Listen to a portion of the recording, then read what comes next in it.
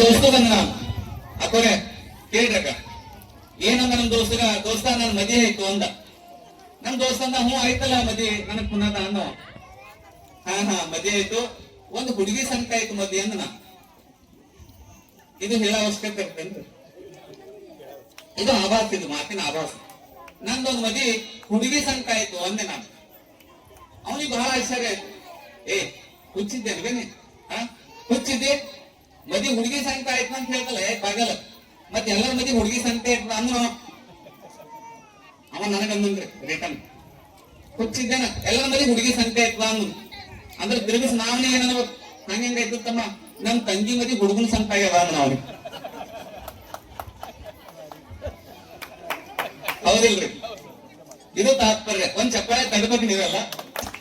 ಈ ಶಾಲೆಯಲ್ಲಿ ನಮ್ಮೆಲ್ಲ ನಮಗೆ ಮಾರ್ಗದರ್ಶಕರು, ಕನ್ನಡದ ಕಣ್ಮಣಿಗಳು, ರೂವಾರಿಗಳು,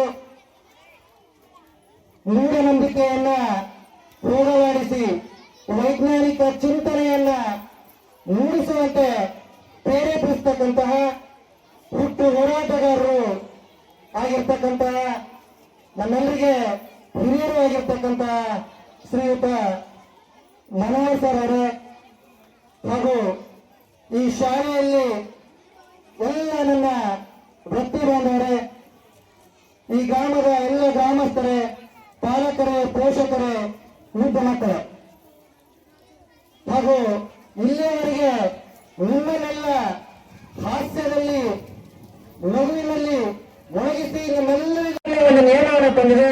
16 ವರ್ಷದ ಒಳಗಿರತಕ್ಕಂಥ ಮಕ್ಕಳಿಗೆ ಮೊಬೈಲ್ ಅನ್ನ ಕೊಡಬಾರದು ಇರ್ತಕ್ಕಂಥ ನಿಯಮವನ್ನು ಕೂಡ ಮಣ್ಣಿನ ಬಜೆಟ್ ನಲ್ಲಿ ಜಾರಿ ಮಾಡಿದೆ. ತಾವು ಕೂಡ ತಮ್ಮ ಮಕ್ಕಳಿಗೆ ಯಾವುದೇ ಕಾರಣದಿಂದ ಮೊಬೈಲ್ಗಳನ್ನ ಕೊಡಬೇಡ್ರಿ. ಮೊಬೈಲ್ಗಳಿಂದ ಮಕ್ಕಳು ಹಾಳಾಗ್ತಾ ಇದ್ದಾರೆ, ಅದರಿಂದ ಏನು ಒಳ್ಳೆತನ ಆಗ್ತಾ ಇಲ್ಲ.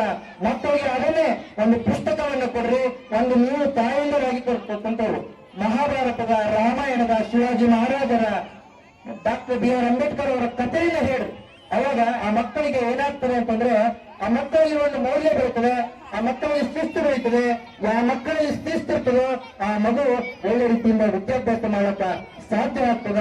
ಹಾಗಾಗಿ ಇವತ್ತು ಅದೇ ರೀತಿಯ ಈ ಮಹಿಳಾ ದಿನಾಚರಣೆಯನ್ನ ಆ ಮಹಿಳಾ ಮನೆಗಳಿಗೆ ಒಂದು ಪ್ರಶಸ್ತಿಯನ್ನು ಕೊಡ್ತಕ್ಕಂಥ, ಗೌರವವನ್ನು ಕೊಡ್ತಕ್ಕಂಥ ಕೂಡ ಈ ಒಂದು ವೇದಿಕೆ ಮೇಲೆ ತಾವು ಕಾರ್ಯವನ್ನು ಅನ್ಕೊಳ್ತಾ ಇದ್ರು.